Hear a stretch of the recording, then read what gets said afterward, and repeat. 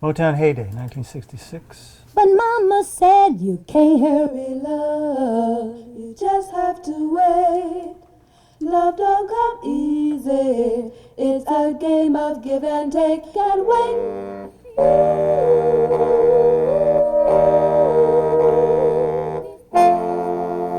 So generally what Motown would do then is, by this time, because of 8-track, they would lay down a rhythm track. You just have to They wait. lay down a basic rhythm track, bring in the horns, and the vocals later.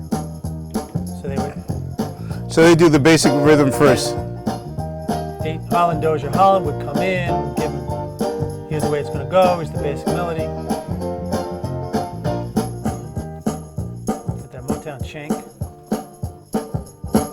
So they're in close proximity to each other when recording? Yes. Because they didn't have separate... Right.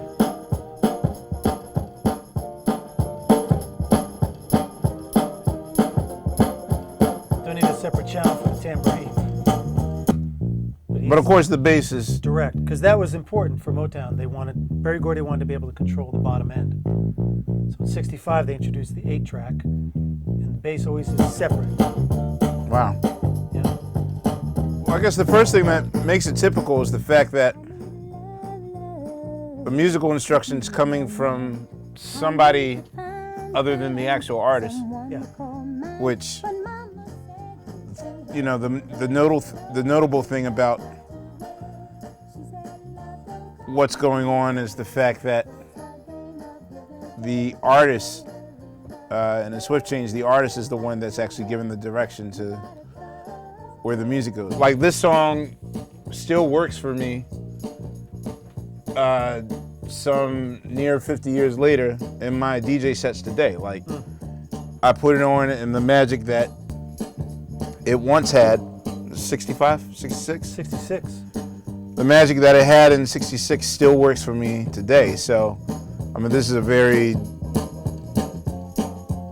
standard, you know, performance. And I think the only way that you can get to this Zen level of perfection is having done it over and over and over again. I mean, by this time they're in their 6th year of being a unit. Yeah. And they played together every day. They punched a clock. Right. Downstairs. What's on the board? HDH is coming in. You know, I think also do you think it was that routine, like a job? Yeah, they did punch a clock. They had ID cards. The Funk Brothers had ID cards. So, wow. Yeah. So it was really a factory, like. Yes. And they got good salaries. So it wasn't just, you know, $5 for the session. It was your weekly, you know, you had a paycheck. Wow, so this is like a real job. I would almost imagine that if that were to happen today, well, that's weird to say because I think I'm the living incarnation of this, so let me watch what I say. Yeah, do you have a regular gig, right? I have a regular gig in which I punch a clock and I sit in a room and I'm supposed to create music for 4 hours every day, nonstop. But because we're in the young stages, like I want to know where we're going to be 5 years from now to see if it's still going to be exciting and fresh. Even without hearing the lyrics, I know this song. The song, to me, almost it feels very. It's like a feminine, female perspective of. Like I hear the peppiness. I see them walking down the street. I see, like I don't know why I see it, how I see it, but. Do you think the musicians were even aware of where this was going? Like, could this have been anyone's track, or? They probably knew it was for the Supremes, because generally a track would get assigned to an artist. And then that would evolve if they changed the lyric, or people fell in it and had a favor, or the producer wanted to try something different.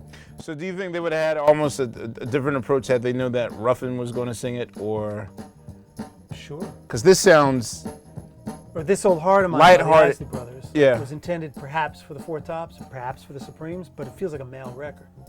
You know, this, you know, they're walking in there knowing it's the Supreme sessions with HDH. And I would think Brian and Holland and Lamont Dozier would be proud to hear what you just said, but that you feel like what it became. Yeah, like they probably wrote it that way. Wow.